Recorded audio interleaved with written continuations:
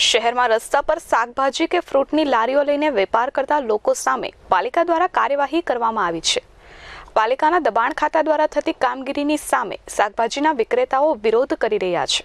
પૂણા વિસ્તારમાં આવેલા સીતાનગર ચોક ખાતે શાકભાજી સહિતની લારીઓ પર ધંધો કરતા વિક્રેતાઓ દ્વારા શર્ટ કાઢી અર્ધનગ્ન થઈને વિરોધ પ્રદર્શિત કરવામાં આવ્યો છે।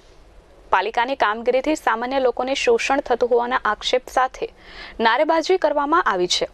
લોકોએ નારેબાજી કરતા કહ્યું કે પાલિકાનું અમાનુષી વર્તન બંધ કરવામાં નહીં આવે તો તેઓ પાસે પહેરવા કપડાં પણ નહીં બચે।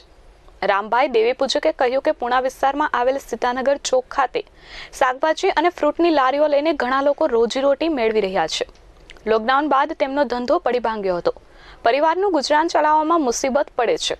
જો કે પાલિકાના અધિકારીઓ છાસવારે આવીને તેમની લારીઓ જપ્ત કરી જાય છે, સાથે દંડ ફટકારે છે, જેથી આ સમયમાં દંડના પૈસા પણ ભેગા થતા નથી।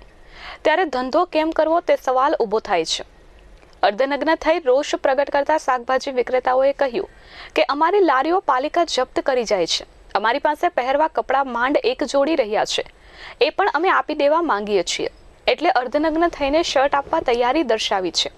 અમને ધંધો નહીં કરવા દેવામાં આવે તો અમારા પરિવાર પાસે કશું જ બચશે નહીં। થોડા દિવસ અગાઉ કતારગામ વિસ્તારમાં એક 15 વર્ષના છોકરા પાસેથી 400 રૂપિયાનો દંડ વસૂલવામાં આવ્યો હતો, જેનો વિડીયો સોશિયલ મીડિયામાં વાયરલ થઈ ગયા બાદ પાલિકાની કામગીરી સામે પણ લોકોએ રોષ પ્રગટ કર્યો હતો। ત્યારબાદ ફ્રૂટવાળા પાસેથી દંડ લેવામાં આવ્યો હોવાનું પણ સામે આવ્યું હતું। ભરતભાઈ, અમે નાસ્તાનો ધંધો કરવી છે અહીંયા સીતાનગર ઉપર। પબ્લિક મ્યુનિસિપાલિટીવાળા અમને 2 ટાઈમ હેરાન કરે છે, સવારે અને સાંજે। હેરાનગતિ ધંધો જ નથી કરવા દેતા। 6 મહિનાથી બેઠા છે, તો ખાવું શું, ખવડાવવું શું? આજ અમારો ધંધો છે। આવીને સામાન ઉપાડી જાય અમારો।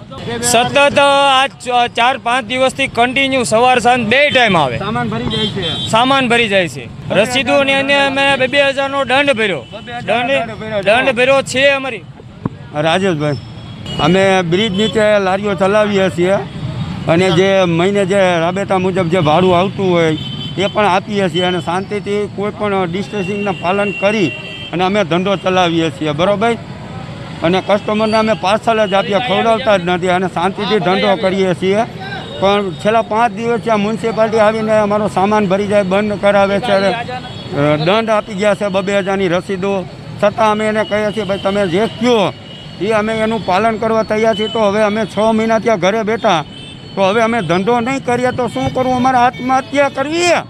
કુસુમબેન, અમારી માંગણી એટલી જ છે કે અમારે નાના માણસો છે, અમે જેવા તેવા જીવે છે, અમને જીવવા દેવા। મ્યુનિસિપાલિટી અમને હેરાન કરે છે, બહુ હેરાન કરે છે કે અમને ધંધો કરવા નથી દેતા, ખાવા નથી દેતા। તો અમે શું કરીએ એનું સોલ્યુશન તમે કાઢો, કેમ કે અમે એમને એમ લોકડાઉનમાં મરી ગયા છે, બરાબર। અત્યારે અમે જે અમારા હકના પૈસા ખાય છે તોય અમને નથી જીવવા દેતા।